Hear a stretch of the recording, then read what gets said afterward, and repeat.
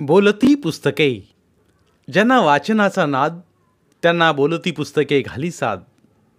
आमचं channel subscribe करा आणि सबस्क्राईब करायला इतरांनाही सांगा.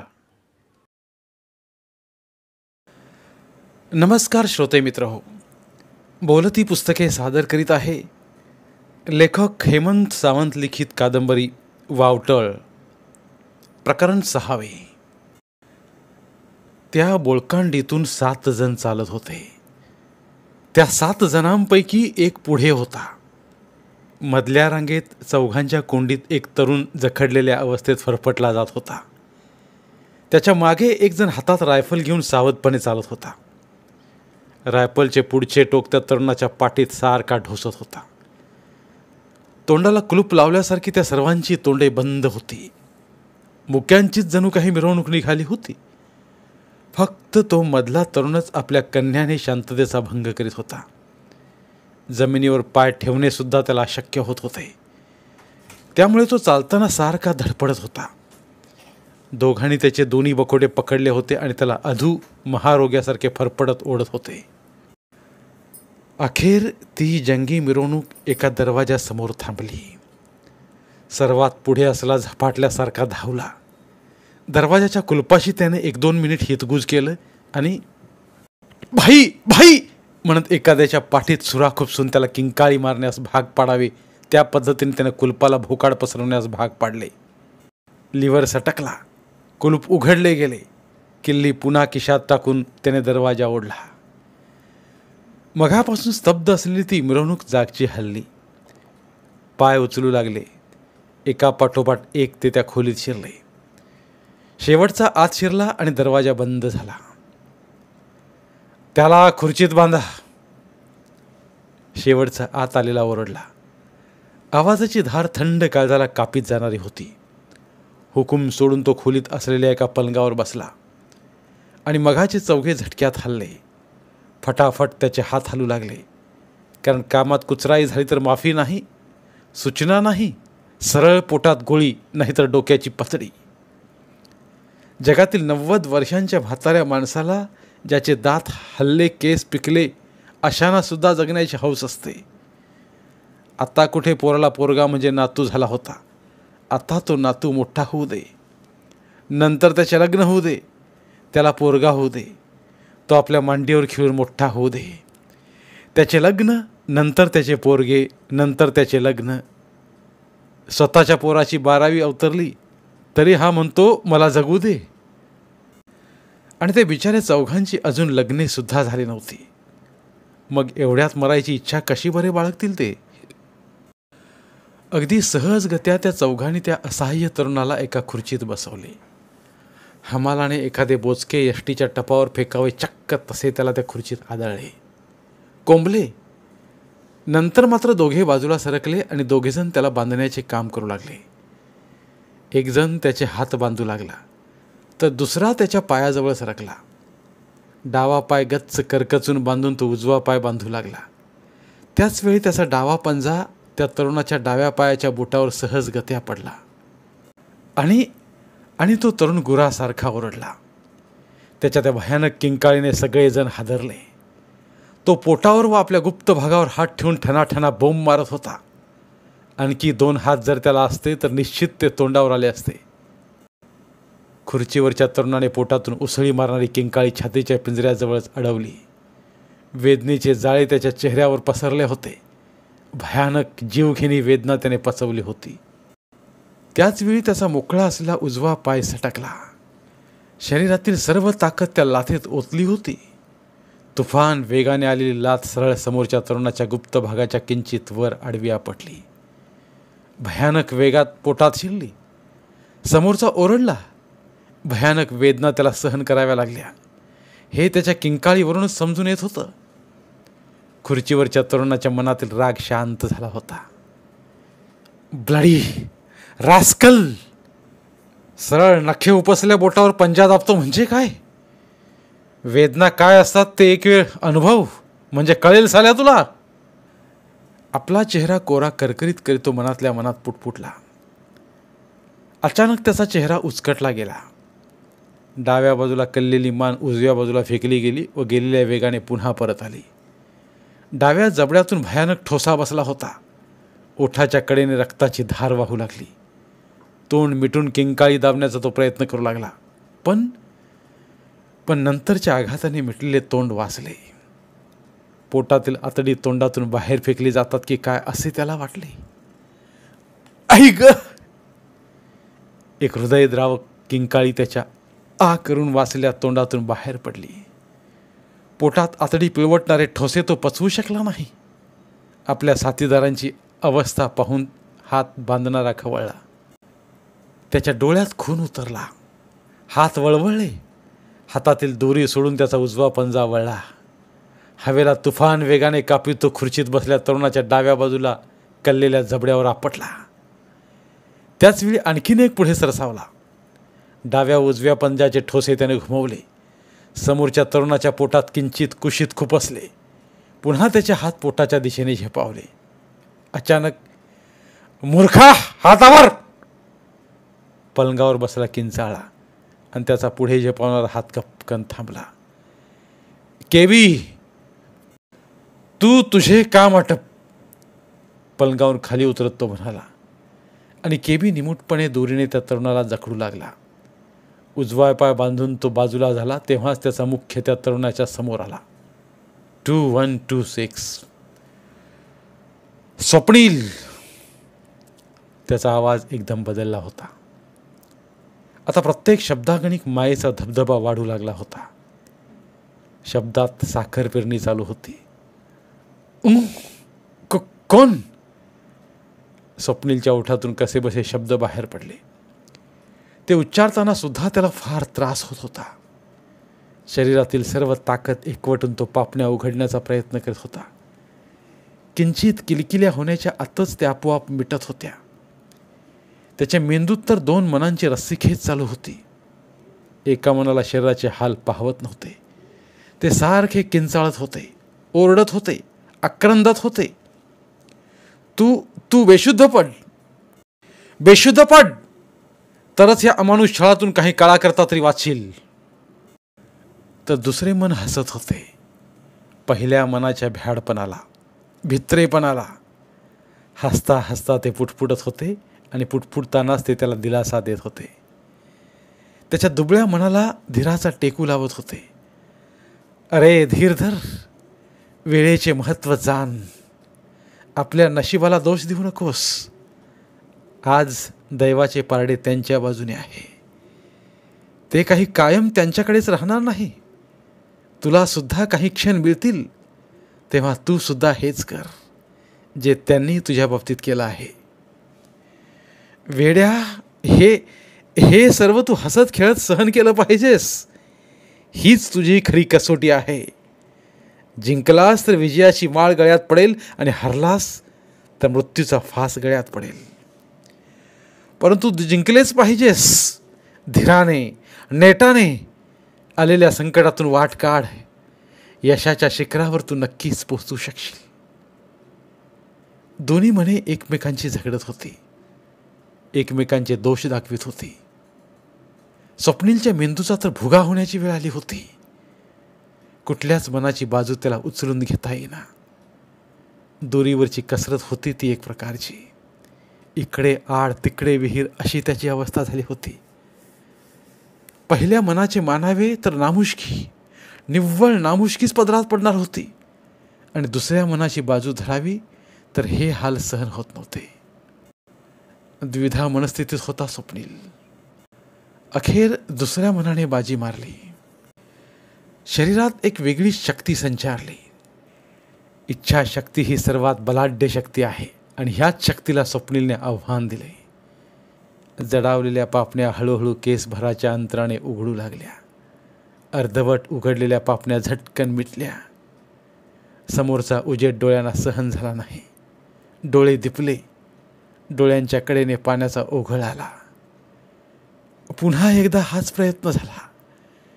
डोळ्यांना उजेडाचा सराव झाला आणि डोळे पूर्ण उघडले गेले. त्याच्या समोर एकूण 6 जण उभे होते. 6 मधील 5 जण विखुरले होते. 2 जण बाजूला.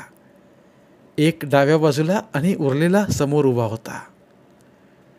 समोर उभ्या असलेल्या व्यक्तीच्या वयाचा अंदाज करणे अवघड होते. 45च्या माणसा इतके डोक्यावरचे केस पिकले होते. चेहऱ्यावर सुरकुत्या पडल्या होत्या. परंतु त्याची 6 फूट उंची, उभा आडवा पोत्यासारखा देह, रुंद पसरट खांदे पाहून तो 30च्या आसपासचा वाटत होता. खप्पड लाल बुंद चेहरा, भोकरासारखे डोळे, पोपटाच्या चोचीसारखे नाक, डाव्या गालावर सुरामारीत झालेली 3 इंचाची खून. शेंबडं पोरसुद्धा तो अट्टल बदमाश असल्याचे सांगेल. स्थिर नजरेने स्वप्नील त्याचे निरीक्षण करीत होता. सुजलेला डावा डोळा, नाकाला आलेला वाकडा आकार. छान. आपण कलाकुसर फार छान केली आहे यात तीळ मात्र शंका नाही. मिस्टर स्वप्नील, तू शुद्धीवर आलास हे पाहून मला फारच बरे वाटले. त्याच्या बोलण्याकडे दुर्लक्ष करीत समोरचा म्हणाला. का? माझ्या साथीदारांना बेशुद्ध झालेल्या लोकांना शुद्धीवर आणण्याची कला चांगलीच अवघड आहे. बघ बघ, ते तुझ्याकडे घुरघुरून पाहत आहेत. त्यांच्या आनंदावर तू पाणी फिरवलेस. तरीच मला वाटते तुला मगाशी तुझ्याच लोकांनी इतक्या लवकर शुद्धीवर आणले आहे. तुझ्याच लोकांनी. या शब्दावर जोर देत स्वप्नील म्हणाला आणि समोरचा दचकलाच. हृदयाला तो शाब्दिक बाण चांगला झिंझिने आणून गेला. चेहरा गोरा मोरा झाला. उजवा हात सहजपणे चेहऱ्यावर फिरला आणि नाकाला लावल्या चिकटपट्टीवर तो अलगद स्थिरावला. सस एक वेदना उसळली आणि त्याच्या नजरेपुढे मघाचा तो प्रसंग उभा राहिला. आज नेहमीप्रमाणे तो स्वप्नीलचा समाचार घेण्यासाठी आला. सकाळी 8च्या प्रहरी तो त्याच्या खोलीत शिरला. गेले 5 दिवस तो स्वप्नीलच्या मागे हात धुवून लागला होता, पण स्वप्नील त्याला दाद देत नव्हता. त्याने चक्क 2 वेळा पळून जाण्याचा प्रयत्न केला, पण तो फसला. दोन्ही वेळेला स्वप्नीलला भरपूर मारहाण झाली. डाव्या पायाची नखे गेली आणि आज तरी तो वठणीवर येईल अशी त्याची समजूत होती. अगदी गोड समजूत होती. काहीशा मगरुरीने तो त्याच्यापुढे उभा राहिला होता आणि अचानक ते घडले. आपल्या अंगावर काहीतरी वेगाने आल्याचा भास झाला. डोळ्यावर जबरदस्त आघात झाला होता. तेव्हाच नाक नेहमीच्या जागेवरून किंचित सरकले. शेवटचा आघात डोक्यावर झाला. आपण बेशुद्ध केव्हा पडलो हे त्याला समजले सुद्धा नाही. जेव्हा तो शुद्धीवर आला तेव्हा त्याच्या केबिनमध्ये स्वप्नील बेशुद्ध पडला होता. नाकावर औषधोपचार करून तो निघाला. स्वप्नीलला आता तो सैल सोडणार नव्हता. आत्तापर्यंत त्याचे 3 प्रयत्न फसले होते. 4था फसेल की नाही हे सांगता येत नव्हते. तो यशस्वी झाला तर आपण वर जायची तयारी करायला हवी. आपण त्याला बोलता करू शकलो नाही तर परिस्थितीत काहीच बदल घडणार नव्हता. मनातला विचार त्याच्या काळजाचे पाणी पाणी करून गेला. स्वतःला सावरतच त्याने आपली नजर स्वप्नीलच्या डोळ्यात रोखली. स्वप्नील, तू फार बोलतोस. जीभ उपसली तर फार मजा येईल. आवाजात कठोरपणानं तो म्हणाला. वाह, मजा. खरंच फार मजा येईल. तुझे डोके पोकळ आहे काय? तुला फाईलचा पत्ता कोण सांगणार? तुझ्या बापाला तर तो माहीत नाही. स्वप्नील मिश्किल आवाजात म्हणाला. माझा नाही, तुझा बाप सांगेल. बोलता बोलताच त्याने स्वप्नीलच्या दुखऱ्या जबड्यावर ठोसा मारला. ऐक. अचानक झालेल्या आघाताने स्वप्नील ती किंकाळी दाबू शकला नाही. खरा खरा नामर्द आहेस तू. हातपाय बांधून मर्दुमकी गाजवणारा. आमच्याकडे असल्यांना हंडगा म्हणतात, हंडगा. स्वप्नील अजूनही आपला ठेका सोडण्यास तयार नव्हता. You stop it, you Indian dog. तो जवळजवळ किंचाळलाच. त्याच वेळी त्याने 2 ठोसे स्वप्नीलच्या पोटात रिचावले. जणू मनातला सर्व संताप त्या ठोशातून बाहेर पडला होता. Yes, I am male. Are you female? स्वप्नीलला आता जास्तच चेव आला होता. समोरचा जितका खवळेल तितकी मजा येणार होती. पण समोरच्याने स्वप्नीलचा डाव ओळखला. आपण घाई करता कामा नये हे त्याने ओळखले. बोलण्यात गुंतवून हा वेळ काढतो आहे. स्वतःचा आत्मविश्वास वाढवण्याचा प्रयत्न करीत आहे. तो जर का एकदा वाढला तर आपल्याला हा फारच जड जाईल. मोडेल पण वाकणार नाही. आताच लवचिक आहे तोपर्यंत त्याला वाकवून घेतलं पाहिजे हे त्यानं ओळखलं. केवी, याच्या उजव्या पायाची सुद्धा नखे उपस. पाहतो कसा बोलत नाही ते.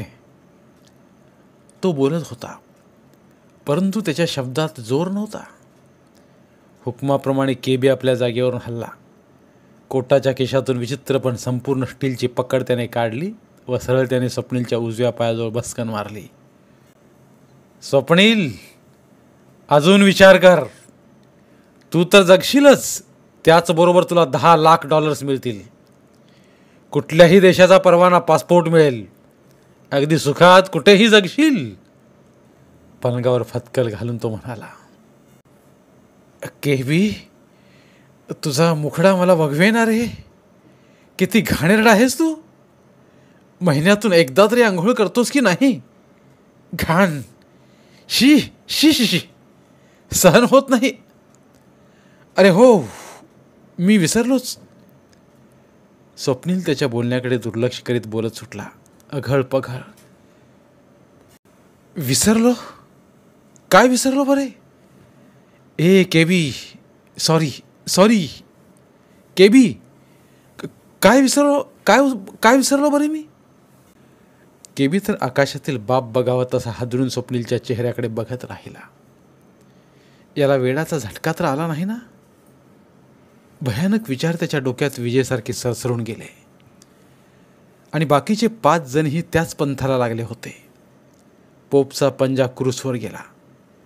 मीनला कधी नव्हे ती बुद्धाची आठवण झाली.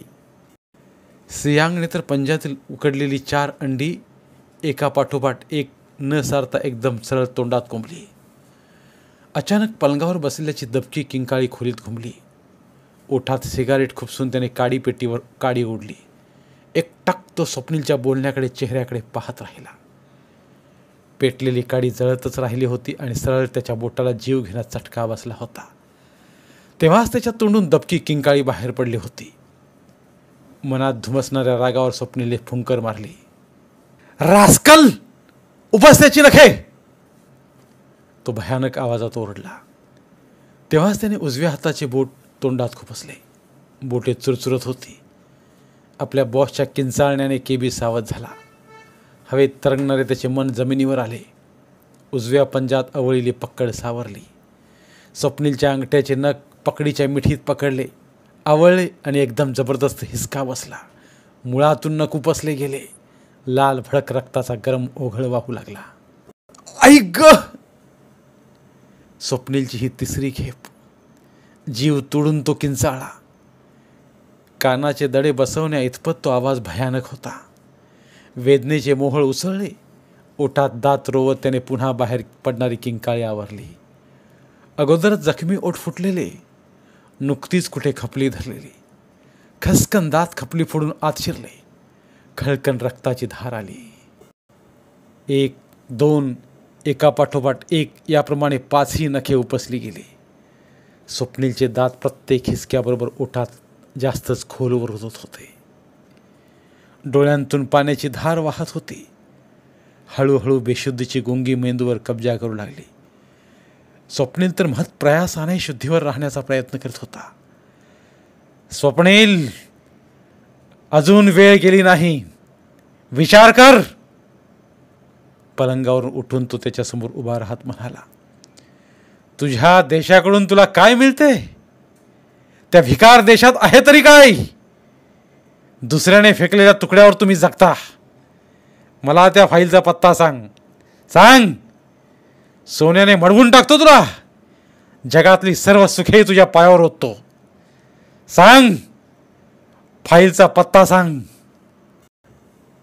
फाईलचा पत्ता सांगतो, पण आणायची जबाबदारी स्वीकारशील? स्वप्नील धापा टाकीत म्हणाला. सांग. लवकर धावड सुटतो बघ मी. तुझ्या आभाळातील देवाकडे दिली आहे ती. आभाळातील देवाकडे? Very good. तो खुश होत जोराने म्हणाला आणि शब्दातील अर्थ कळला तेव्हा तो पिसाळलेल्या वाघासारखा डरकाळला. केबी, त्यालाच आभाळातल्या देवाचे प्रात्यक्षिक दाखव. आता तो जोर जोरात ओरडत होता. त्याचा आवाज मेघगर्जनेसारखा वाटत होता. खोलीत एकच धांदल उडाली. दरवाजा उघडून दोघे बाहेर धावले. पुन्हा धावतच ते खोलीत शिरले तेव्हा त्यांच्या हातात हत्यारे होती. एकाने कोटाच्या खिशात खुपसली जोकर त्याच्या हातात ठेवली. टेबलावरच्या ग्लासात बाटलीतले अमृत ओतून त्याने एक घोट नरडीखाली उतरवला. केबी, सुरुवात कर. मिन पोप, त्याचे हात पकडून ठेवा. गडबड केली तर हातोडा सरळ डोक्यात घाला. दारूच्या नशेत तो धुंदावला होता. उत्तेजित बनला होता. डोळे वटारून तो स्वप्नीलकडे पाहू लागला. स्वप्नीलच्या डाव्या पंजावरील कोट मागे सारण्यात आला व हाताच्या मध्यभागी 3.5 इंच कुऱ्हाडी खिळा ठोकण्याचे काम सुरू झाले. स्वप्नील तर एकटक त्या भल्या मोठ्या खिळ्याकडे पाहत होता. त्याला तर मजाच वाटत होती ती सारी. हसता हसताच तो विव्हळला.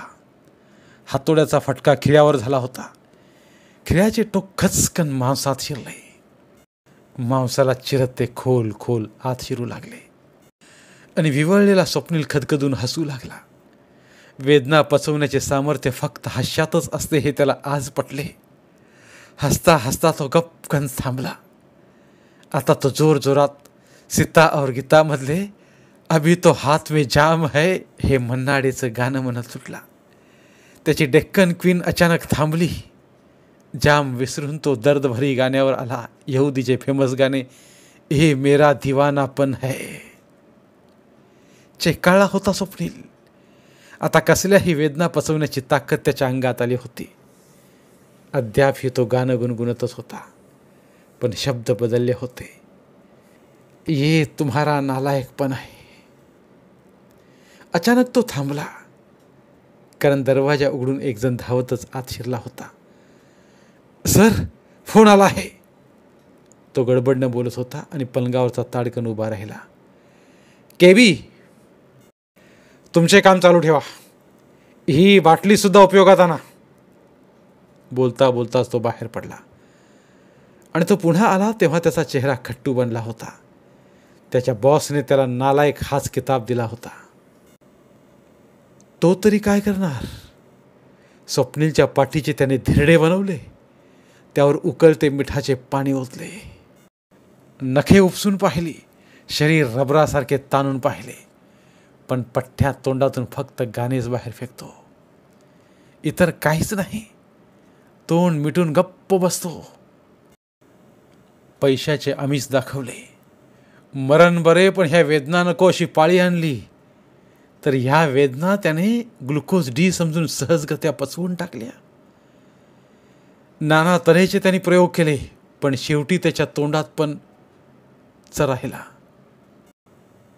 स्वप्नील त्या फाईलबद्दल एक चकार शब्द काढायला तयार होईना आणि ती फाईल तर त्यांना पाहिजेच होती. जपान आणि भारत यांच्यात काही गुप्त करार झाले होते. रशियातील कम्युनिझांना टाळून त्या करारात शस्त्रास्त्रांची देण्याघेण्याबाबत प्रमुख कलम होते.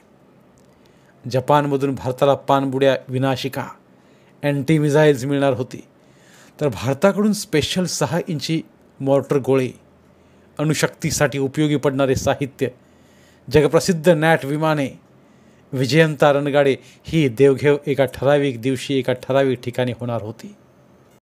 आणि हीच माहिती त्यांना पाहिजे होती. ते सर्व साहित्य ते मधल्यामध्ये हडप करणार होते. मिळाले नाही तर सरळ बुडविणार होते. पण ते सर्व फाईल मिळाल्यानंतरच्या गोष्टी होत्या. ती फाईल त्यांना लाख मोलाची वाटत होती. स्वप्नील तर त्यांच्यात ह्या अमानुष इच्छेवर पाण्याचा बोळा ठरला होता. तो केव्हाही पुसला जाणार होता. आता शेवटचा उपाय ते अंमलात आणत होते. केबी, तू हातावर. त्याची सर्व बंधने सोड. हताशपणे तो बोलत होता. त्याची किंमत त्याच्या संघटनेतून कमी झाली होती. केबी हुकूम होताच बाजूला झाला. त्याच्या डाव्या पंजातला खिळा रक्ताने माखला होता. एकूण 6 भुके त्याने पाडली होती, चक्क आरपार. त्यात त्याने जोकरसुद्धा ओतली होती. स्वप्नील 4 भोके पडेपर्यंत सावध होता. नंतर तो कधीतरी बेशुद्ध पडला होता. हताशपणे फेऱ्या मारतानाच तो हुकूम सोडत होता. स्वप्नीलच्या जखमेवर आता औषधोपचार चालू होते. तो बोलेपर्यंत त्याला जिवंत ठेवणे भागच होते. सर्व व्यवस्थित झाले हे पाहून त्याने समाधानाने मुंडी बोकडासारखी हलवली आणि ते सर्व बाहेर पडले. पुन्हा एकदा दरवाजाला कुलूप लागले. Hotel sayonara. टोकियो बघायला आलेल्या प्रवाशांना गाईडची प्रथम सूचना मिळेल ती सायोनारात उतरण्याची. बिंगल काफी एका वसाहतीचं नाव. टोकियोच्या दक्षिण कोपऱ्यात, तसे एकदम तळात नव्हे, शहराच्या मध्यापासून थोडंसं खाली, जवळजवळ लाखाच्या वर वस्ती असलेली एक वसाहत. टोकियोतील श्रीमंत लोकांना ह्या ठिकाणी राहणे फार आवडे. ह्याचा परिणाम सर्व श्रीमंत धेंडांनी आपली स्वतःची अशी एक लहान वसाहत निर्माण केली. आपल्याकडे काही लोकांची असते तशी, आणि वसाहतीला पाळण्यात घातलेले सर्वानुमते नाव ठेवले गेले बिगल काफी. ह्याच बिगल काफीत हे हॉटेल आहे. दक्षिणेकडून सांग नदीचा ब्रिज ओलांडून तारा स्ट्रीटवरून डाव्या अंगाला वळायचे. उत्तरेकडून येताना ओतालू रेल्वे स्टेशनला वळसा मारून सरळ समोरच्या रस्त्यावर मुसंडी मारायची. पूर्वेकडून मात्र थेट सुटायचे. लायला स्ट्रीटवरून पश्चिमेचा मार्ग मात्र अवघड, वळणे घेणारा. चारी कोपऱ्यातील कुठल्याही एका ठिकाणी टॅक्सी करा. बसताना फक्त टॅक्सी ड्रायव्हरच्या कानात हळूच सायोनारा म्हणून पुटपुटा. बस. डोळे झाकून तुम्हाला तो तुमच्या इच्छित स्थळी पोहोचता करेल. ह्या वस्तीला लाभलेलं एकमेव आकर्षण 32 मजली इमारतीच्या चारी उपदिशांना लांब लचक 1 मजली चाळी, पक्क्या सिमेंट कॉन्क्रीटने बांधलेल्या. एक नोकरासाठी, दुसरी कार गॅरेज म्हणून उपयोग करण्यात येत होती. तर बाकीच्या 2 मध्ये इंडोर गेम्स चालत, बिलियर्ड, टिटी. चारी चाळींमध्ये ज्या मोकळ्या जागा उरत त्यात पुढचा भाग प्रवेशद्वार. डाव्या साईडला स्विंग टँक, त्याच्या अपोजिट साईडला आउटडोअर प्लेग्राऊंड, तर उरलेला भाग इतर सटरपटर हॉटेलच्या कामासाठी वापरण्यात येत होता. हॉटेलमधील प्रत्येक सूट खास होता. Air conditioned, well furnished and best service. भाडे दिवसाला 30,000 रुपये भारतीय चलनात सहज. हॉटेल जवळजवळ संपूर्ण पॅक झालं होतं. ज्या रूम मोकळ्या होत्या त्या सर्व रिझर्व होत्या. सकाळचे 8 वाजले. 10व्या मजल्यावरील जिन्याजवळच्या रूम नंबर 30चे दार उघडले. उघड्या दारातून एक तरुण बाहेर पडला. एक काळी एअरबॅग त्याच्या रुंद खांद्यावर लटकवलेली होती. दरवाजा लॉक करून त्याने किल्ली सरळ पॅन्टच्या खिशात सोडली. नेहमीच्या चालीने तो जिन्याकडे सरकला. जिन्याच्या पायरीवर पडणारे त्याचे पाऊल थबकले. काही क्षण मनाशी विचार करतो पुन्हा वळला. 10 जिने उतरण्याचे फुकटचे श्रम घेण्याचे त्याच्या शरीराने नाकारले असावे. लिफ्ट पकडून तो तळाकडे निघाला. तेव्हाच तो अंतर्मुख झाला. शून्यापासून आपण सुरुवात केली. पुष्कळ धावलो. कालचा संपूर्ण दिवस तुडवला. 2 वेळा मरता मरता वाचलो. शेवटी पोहोचलो कुठे तर शून्यावरच. एकूण गोळाबेरीज 0. प्रगती काहीच नाही. अद्यापी पृष्ठभागावरच तरंगतो आहे. तळाकडे जाण्याची वाट सापडत नाही. काहीतरी केले पाहिजे. हात पाय हलवले पाहिजेत. पण करायचे काय? शेवटी करायला गेलो, एक सारखे झाली नाही म्हणजे मिळवलं. अचानक त्याची विचारमालिका तुटली. समोरच्या लिफ्टचे दार उघडले. निश्वास टाकी तो पुन्हा चालू लागला. एका काउंटरला वळसा मारतानाच त्याच्या कानावर आवाज आला. त्याला कोणीतरी बोलवीत होते. गर्रकन तो वळला. समोरच एक जपानी लावण्य उभं होतं. पिवळट कांतीची, किंचित उभट चेहरा, बसके नाक, टपोरे डोळे असावेत, पण किंचित मिटलेले होते. जपानी पद्धतीने तिने केसाची आकर्षक रचना केली होती. जालिम सौंदर्य होते, हृदयाला गुदगुल्या करणारे. येस, समोरच्या रिसेप्शनिस्टकडे पाहत तो तरुण म्हणाला. आवाजात मार्दव ओथंबून भरलं होतं. मनाला नकळत खेचून घेणारा तो आवाज होता. Mister Akshay Sathe, your Telegram. Thank you. तिच्या हातातील पाकिट उचलत अक्षय म्हणाला आणि बंद पाकिटाचा कोपरा फाडत तो हॉटेलच्या बाहेर पडला. स्विमिंग टँकच्या दिशेने तो चालत होता. भारतातून खास टोकियो पाहण्यासाठी तो आला होता. हॉटेलच्या रजिस्टरमध्ये त्याने तीच नोंद केली होती. त्या संबंधीचे सर्व कागदपत्रे देखील त्याच्या बॅगमध्ये होते. हा काय प्रकार असावा असा बंद पाकिटाबद्दल तो विचार करत होता. मोकळे पाकिट कोटाच्या खिशात सारून त्याने कागद उलगडला. मोकळ्या कागदाच्या मध्यभागी फक्त एक ओळ लिहिली होती. परत जा. साला, म्हणजे ही धमकी? हे लोक पुळचट दिसतात. बायकांसारखे अडून काय बार काढता लेकांनो? समोर या. चिठोऱ्याचे तुकडे करीत उद्गारला तेव्हा त्याची नजर चहूकडे फिरली. डोळ्यांत धूर्तपणा चमकून गेला. पुन्हा रमत गमत तो चालू लागला. आता त्याच्या डोक्यात फक्त मनसोक्त अंघोळीचा विचार होता. बाकीचे सगळे विचार त्याने बाजूला सारले. पण एक विचार काही केल्या त्याच्या डोक्यातून बाजूला होत नव्हता. धोक्याचा लाल बावटा वारंवार त्याचे अंतर्मन त्याला दाखवित होते. काहीतरी भयानक घडणार होते. पण काय काय हे मात्र त्याला कळेना. स्विमिंग ड्रेस अंगावर चढवून तो टँकवर आला. टँकमध्ये 2 तरुणी पोहत होत्या. एका रबरी होडीवर एक म्हातारा होता. चोहीकडे पुन्हा एकवार नजर टाकत त्याने श्वास खेचला. चक्क डोके खाली करून हात समोर धरून सरळ ताठ केले. एक मस्त सूर त्याने मारला. टँकमधले निळसर पाणी खळबळले. 1-2 मिनिटात पुन्हा पाणी शांत झाले आणि पुन्हा एकवार त्याच्या शांततेला तडा गेला. पाण्याखालून अक्षय वर आला. कोंडून धरला श्वास सोडताना त्याची नजर समोर गेली. दुसऱ्या मनाचा अंदाज खरा ठरला. धोका आपला अक्राळ विक्राळ जबडा पसरून समोर उभा होता. पुन्हा एकदा मृत्यूशी झुंज खेळावी लागणार होती. कदाचित हे घडले असावे. स्वर्गात असणाऱ्या चित्रगुप्ताची लेखणी एकदम थांबली. तो एकटक खाली पाहू लागला. ब्रह्मदेवाची तंद्री देखील भंग पावली. त्याचा शांत चेहरा एकदम गंभीर बनला. ते देखील खाली वाकून पाहू लागले. पृथ्वी तलावरील टोकियोमधील हॉटेल सायोनाराच्या टँकच्या तळाशी त्यांना ते दिसले. ते दृश्य भयानक होते. हे दृश्य, हे सर्व घडवण्यामागे आपला हात आहे हे माहीत असून देखील ते पाहत होते. त्या दोघांची नजर तो सर्व प्रकार अचूक टिपत होती. हे सर्व आपण घडवतो. पटत नाही. दोघांच्या मनाचा गोंधळ उडाला. चला, ज्याच्या त्याच्या नशिबाचा भाग.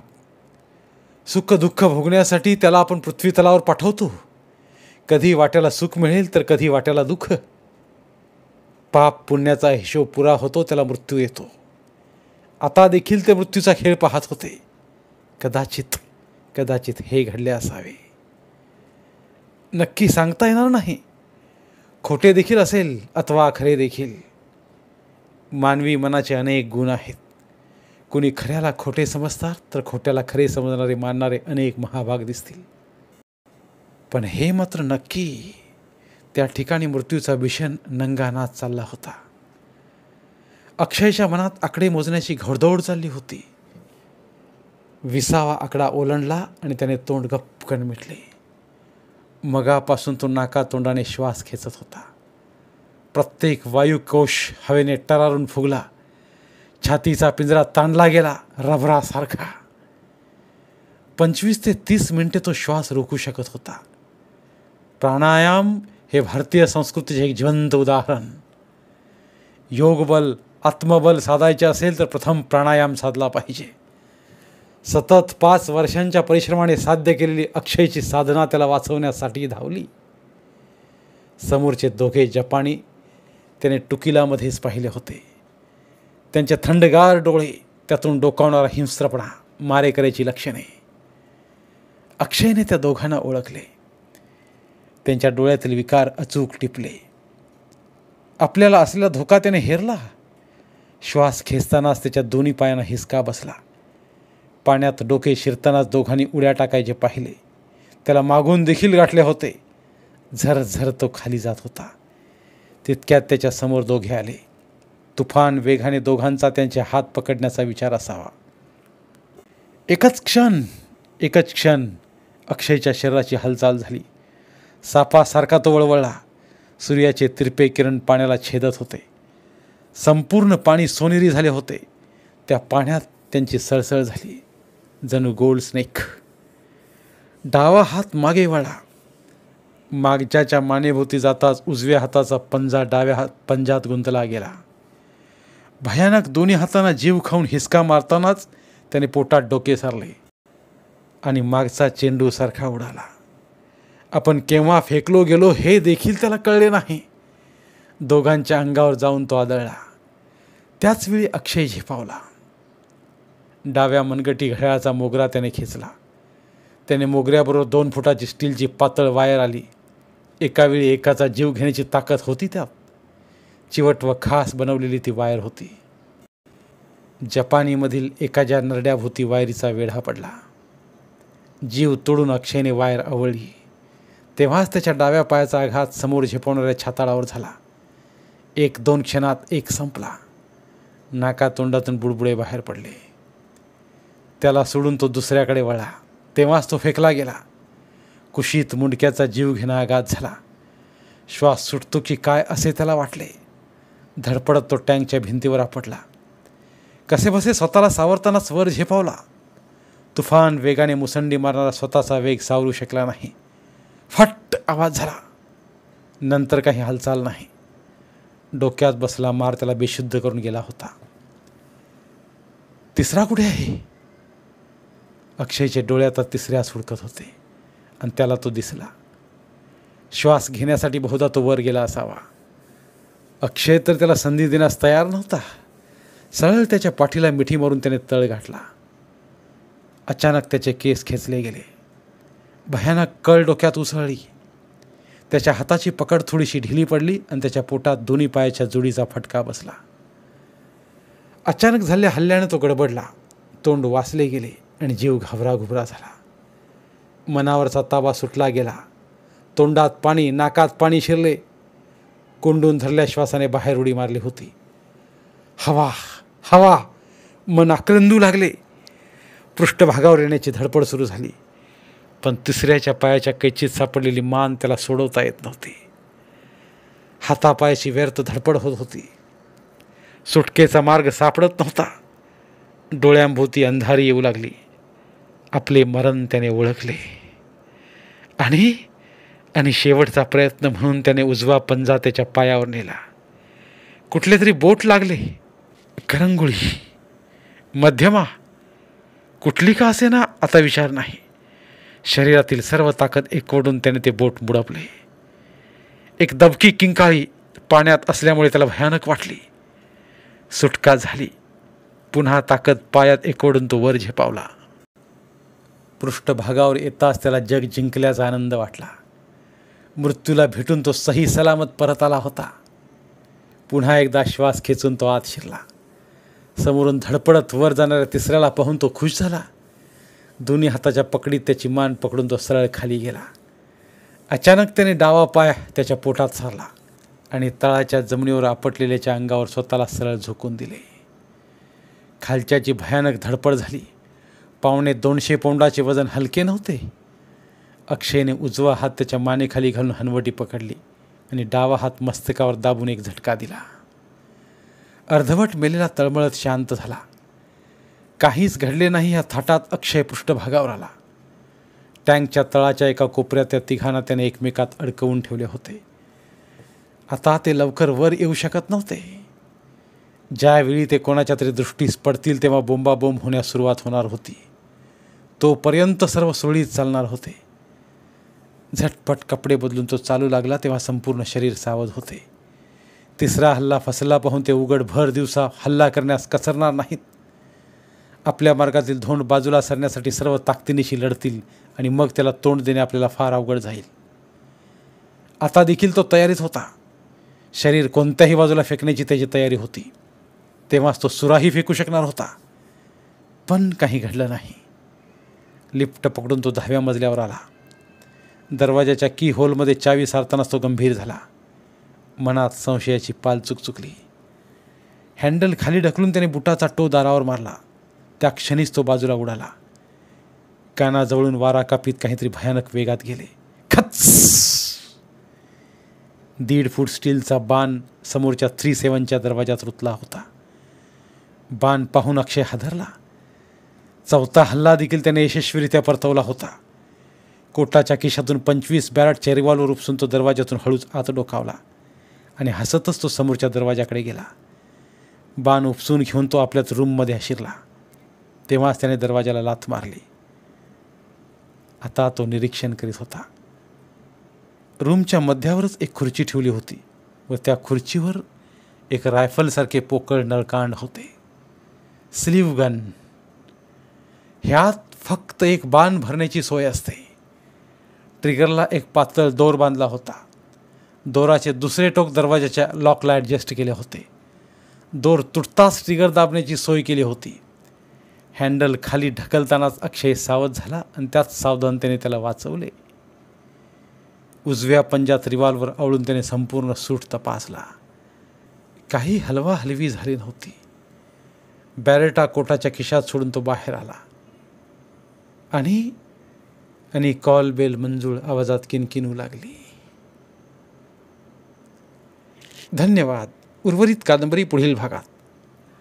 मराठीतील प्रतिभावंत लेखकांचं साहित्य, कथा, कादंबऱ्या ऐकण्यासाठी आमचं बोलती पुस्तके हे चॅनल सबस्क्राईब करा आणि मराठी साहित्याचा प्रसार करण्यासाठी प्रत्येक मराठी माणसाला सबस्क्राईब करण्यासाठी आवाहन करा आणि बोलती पुस्तके या साहित्य चळवळीत सहभागी व्हा. आपले पुन्हा एकदा धन्यवाद.